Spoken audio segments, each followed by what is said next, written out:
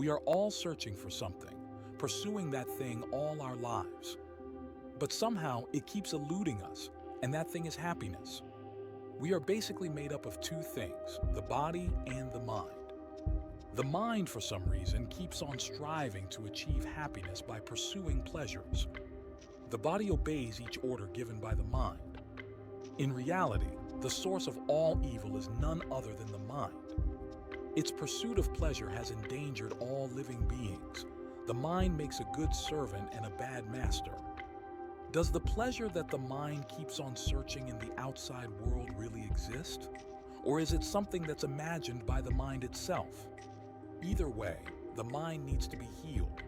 Let's explore together in more detail and join us in this healing journey with the next episode of Transcending Minds. As we have discussed in our previous episode, it is the mind that is driving the actions of all living beings. The mind is programmed to deliberate the senses captured by the sense organs. Then the mind ascertains whether those senses are in accordance with its version of appropriateness. If the mind thinks it's appropriate, it utilizes that sense to yield pleasure. If it doesn't conform to the version of the mind's appropriateness, the mind would yield anger. So the happiness solely relies on what the mind deems as appropriate. The mind can yield pleasure all right, so why can't it be happy? The answer lies in the form of pleasure that the mind yields and how it fails to fulfill whatever the mind is after. To find out the answer, do join us in the next episode of Transcending Minds.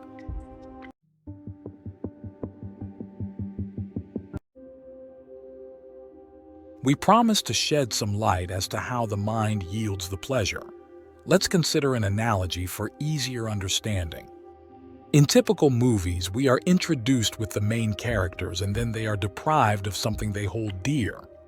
For example, the villain kidnaps the hero's girlfriend, and the spectators are disconcerted. An urge sets in their minds to see the hero back with his girlfriend. Finally, when that happens, the spectators are relieved, yielding the viewing pleasure. That's exactly what's happening in the mind. Different urges set in, and when they are neutralized, the mind takes it as pleasure. If those compulsions never sets in the first place, wouldn't that be the real happiness? To explore in more detail, do join us in the next episode of Transcending Minds.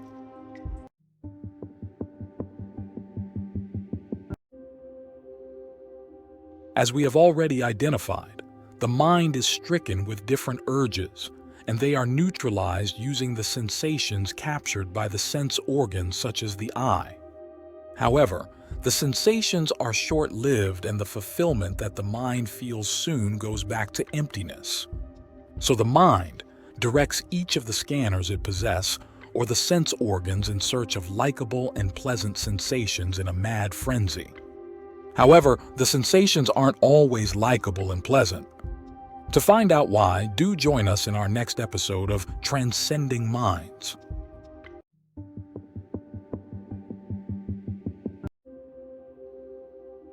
Now we know that the sensations are short-lived as well as they are not always likable and pleasant. The sensations that we encounter are not in our control. They have been determined causally. Our past actions have already set in motion the kind of sensations that we are bound to encounter in the present. During the mind's pursuit of pleasure, all sorts of hazards could crop up at any time. Similarly, our present actions would determine the kind of sensations that we are bound to encounter in the future. We can't turn back time, but we can change how we react to each sensation that we encounter in the present. To know how, do join us in the next episode of Transcending Minds. Now we know that the law of karma causally governs the sensations that we are bound to encounter based on the past actions. The sensations that we are to encounter in the present is not in our control nor to our liking. Every now and then we might get lucky, but in majority things are mostly miserable. Life would always find a way to disappoint you. Why would anyone want to gamble with life, hoping that the life would turn out just fine? Nobody likes to be greeted with unpleasant sensations, but as long as we want to feel pleasant sensations, we would inevitably encounter unpleasant sensations. This way, the pleasant sensations prove to be nothing but a curse in disguise. The pleasant sensations quickly pass away. The unpleasant sensations have a knack of finding their way into our lives. Join us in the next episode to know more on how to deal with the sensations encountered. Generally, we like pleasant sensations, and therefore we like to gather those things that gives pleasant sensations, to yield pleasure whenever we want. To gather such things, we need to work hard. Nothing comes free of charge. And all living beings share limited resources. Therefore, to acquire things we like, we might have to face stiff competition. In extreme cases, people are even willing to kill to secure their position. They would unfortunately have to pay for those sins, in line with the law of karma, as we have already discussed. We have to undergo all these because we like things. Just think of the mental stress we subject ourselves to when we like something and we want to acquire it. We can't rest until we acquire it. In the process, our moral standards would suffer heavily, as well as the peace of mind. Join us in the next episode to discuss more on the dangers of liking things.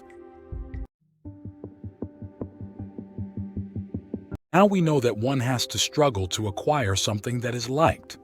But does the story end there? Once you have what you like, you would have to struggle to maintain it the way you want. Take the example of a car. You need to earn money to buy it. Then you need to wash it, insure it, repair it. And others might like the car as well. They would try to steal it, so you need to keep it safe. You would have to live in fear of losing it. You might even lose sleep worrying about possible harms that could fall on what you like. But all things eventually go into decay. If it's a car, it would wear out. It might meet with an accident. Someone might steal it. Isn't it clear how the pleasant sensations are the cause of suffering? All these suffering only because of craving. Let's explore in detail the futility of craving things in the next episode of Transcending Minds. In the last episode, we explored how the mind begins to get perturbed when it develops a liking towards something. Until it is acquired, the mind wouldn't rest, so one would have to put in work until the desired object is acquired. And then we know the hassle of owning the desired object to maintain it to the mind's liking and the fear of any harm coming to it.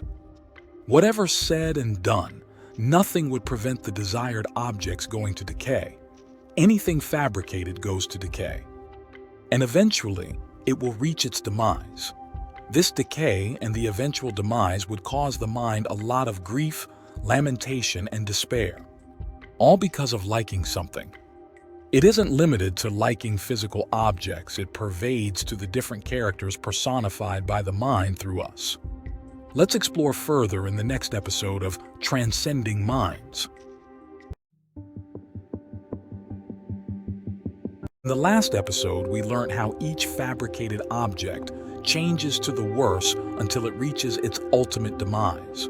All arisings are subject to death and decay, but they aren't always objects. Suppose you want to become a good father. You need to work hard to fabricate the arising that is called a good father. Once you have made up your mind that being a good father is wanted, you need to work hard to maintain the disposition of a good father. It always changes to the worse. Ultimately, any arising comes to its demise, but not before producing a lot of suffering. During our course of actions to maintain the disposition of a good father, we would have committed sins. We would have fought, cheated, stolen, and even killed. We will have to pay for them in the future. Let's discuss in the next episode of Transcending Minds.